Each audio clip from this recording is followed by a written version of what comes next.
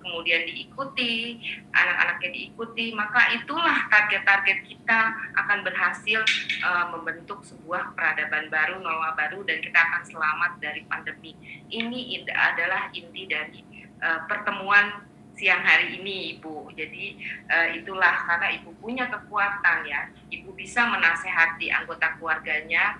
Oleh karena itu kita berharap semua Ibu memahami dengan baik. Ya, perubahan perilaku memerlukan contoh. Ibu adalah contoh bagi semua anggota keluarga. Ibu adalah sosok yang mampu menyiapkan kebutuhan normal baru seperti masker yang bersih, hand sanitizer, alat ibadah, dan makan, dan lain-lainnya setiap semua anggota keluarga ketika keluar rumah. Ibu juga dapat memarahi keluarganya jika tidak patuh terhadap protokol kesehatan dan tidak ada yang berani melawan. Ya, gerakan ini harus cepat dan benar-benar terbentuk nyata di masyarakat. Sesama wanita lebih cepat biasanya. Kenapa ibu juga punya kelebihan? Biasanya ibu-ibu itu mudah sekali terbentuk grup dan saling berbagi tips serta motivasi, suka curhat, kemudian saling memotivasi, dan pengalaman-pengalaman yang baik juga cepat terbagi dengan baik. Kami berharap ya, acara hari ini juga bisa dibantu, diajak kelompok yang punya WhatsApp group, diarahkan, diceritakan bagaimana cara mengendalikan pandemi dengan baik ya.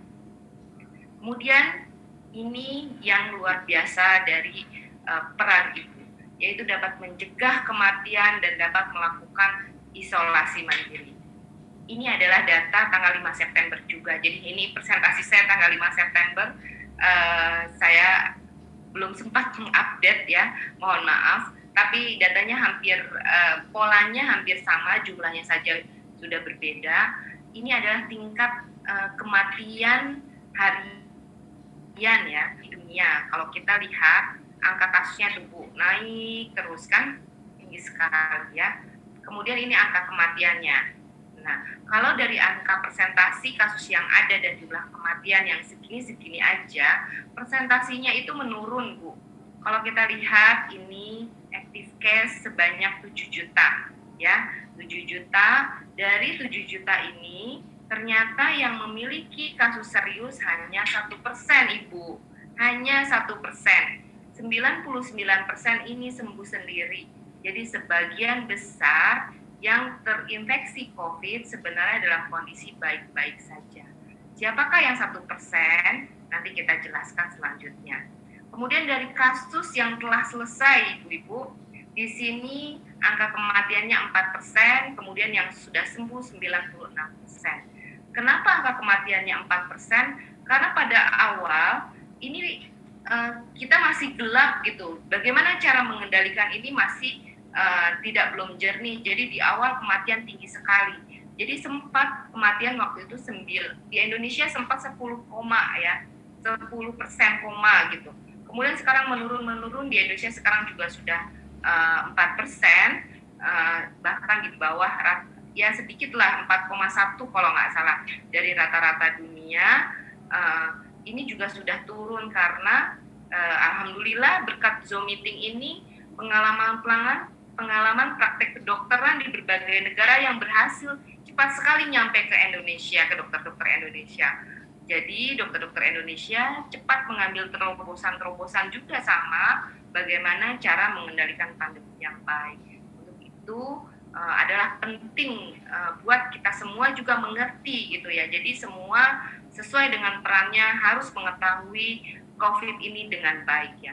Kalau kita lihat grafiknya, ini yang close case, ibu-ibu, warna hijau kasusnya menaik terus ya. Nah, kemudian angka kesembuhannya menurun terus ya. Angka kematiannya menurun terus, angka kesembuhannya naik terus. Ini kurvanya jadi kayak sendok kayak gini. Yang orange ini angka kematian, yang hijau ini adalah angka kesembuhan. Semakin hari angka kesembuhannya meningkat hampir mendekati 100%. Kemudian angka kematiannya menurun terus, mudah-mudahan nanti di bawah 1%, bahkan 0%. Kita berharap sekali kita bisa mengendalikan pandemi ini dengan baik dan bisa terkontrol ya. Bagaimana dengan di Indonesia? Ini data-data di Indonesia, Ibu. Kalau kita lihat, data-data di Indonesia ini tidak jauh berbeda dengan data-data di luar juga. Tapi peningkatannya juga nggak begitu tinggi kalau di Indonesia dibandingkan dengan rata-rata kecepatan peningkatan dunia. Saya nggak memasukkan, tapi saya agak hafal sekitar bulan Juni kecepatannya dunia 28, dengan kita 24, kita kecepatan peningkatan kasusnya masih di bawah rata-rata dunia ya, tapi memang sama, terlihat sekali bahwa penyebarannya masih mudah dan kita kemungkinan kita juga belum tertib berhasil untuk mencegah penularan, Ibu-ibu. Angka kematian juga kita lihat ini di Indonesia bahkan kadang-kadang tinggi, turun, tapi kalau dirata-ratakan belum mencapai juga yang kurva-kurva lebih rendah ya. Ada sih beberapa negara yang memang angka kematiannya rata-rata sekarang perharinya 1%, kita masih 1,2% gitu. Masih dianggap ya karena yang meninggal walaupun sedikit itu berarti sekali ya. Jadi itu menjadi fokus kita, fokus negara, bagaimana angka kematian itu 0. Walaupun sudah rendah, tapi itu sama sekali tidak memuaskan. Kita ingin semua masyarakat ini selamat. Kenapa masalah ini bisa terjadi? Karena apa? Dari keterangan teman-teman dokter di lapangan, saya sempat menelepon bahwa yang terjadi adalah di Indonesia banyak masyarakat yang datang telat gitu, Bu. Jadi sampai ke rumah sakit dalam keadaan telat. Jadi baru 1 hari besoknya masuk ICU. Jadi banyak masyarakat kita yang tidak mengenali dengan baik tanda-tanda dari infeksi ini. Infeksi ini ada fase virus, ada fase inflamasi. Ketika pada masuk ke fase inflamasi, kondisinya itu mengancam kematian lebih berbahaya, terutama orang-orang yang dengan komorbid.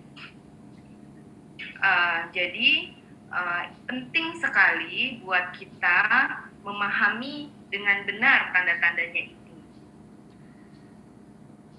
Ya, apa yang dibutuhkan dari seorang ibu untuk menekan angka kematian dari pandemi ini? Ya, Ibu. Jadi, Bu, sekitar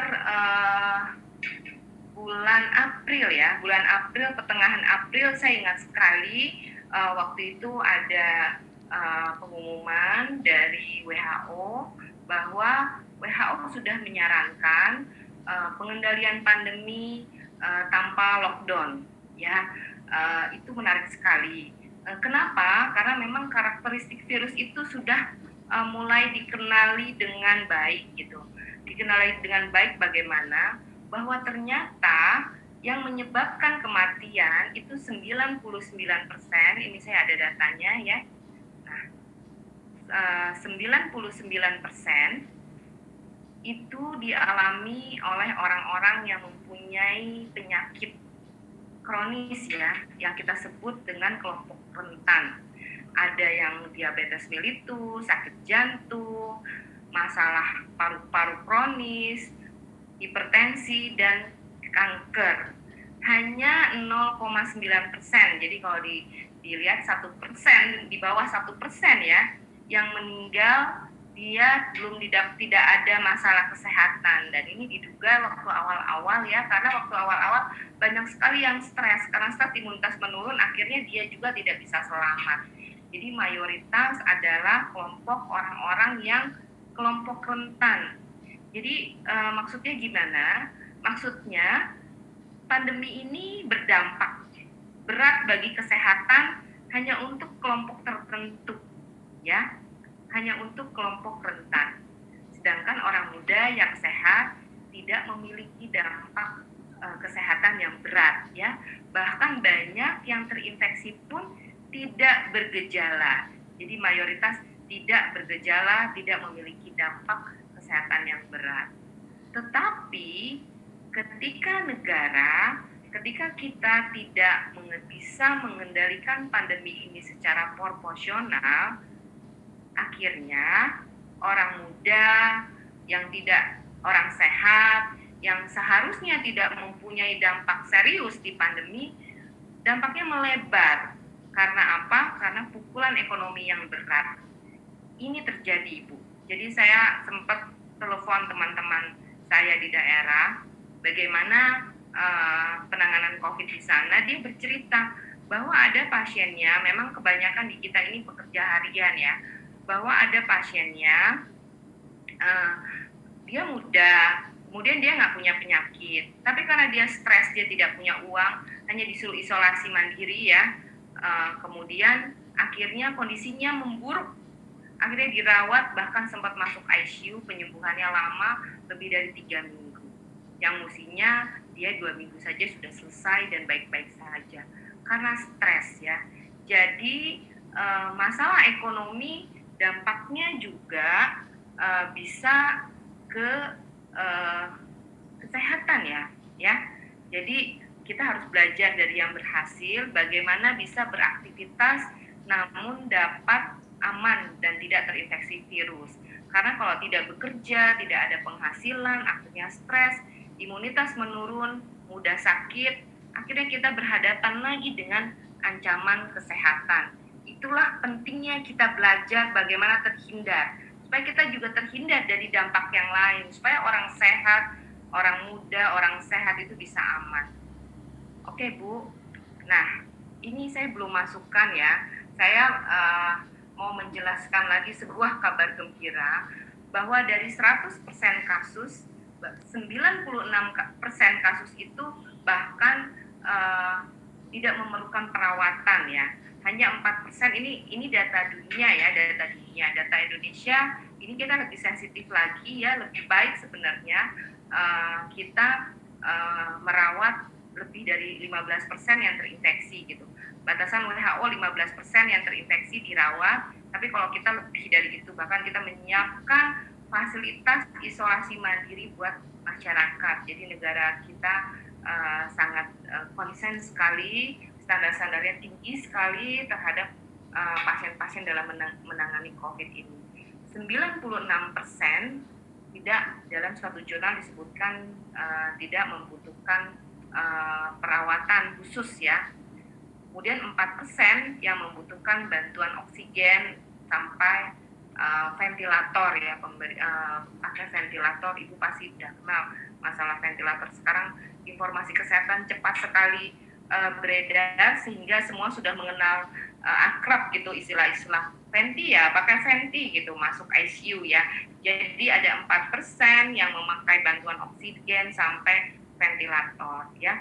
Dari 4% ini Ibu, ini mayoritas yang punya penyakit bawaan tadi ya, kelompok rentan. Tetapi yang meninggal hanya 21% dari 4% itu. 79% selamat.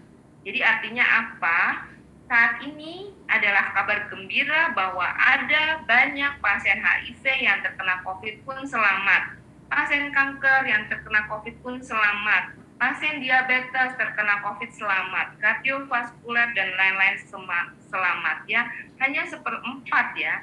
Sudah lebih bisa ditekan lagi pengendalian pandemi, dampaknya sedemikian rupa. 1/4 itu pun yang kena kelompok rentan, mayoritas selamat, hanya 1/4 tidak tertolong, yaitu 21% ya, kira-kira malah di bawah 1/4 ya, 21% yang tidak tertolong. Oleh karena itu kita harus berjuang terus nih, semua masyarakat berjuang, tenaga medis berjuang, bagaimana kita meningkatkan angka-angka keberhasilan yang lebih baik lagi ya. Ini tentang isolasi mandiri. Jadi waktu itu semua pasien, waktu awal semua pasien yang positif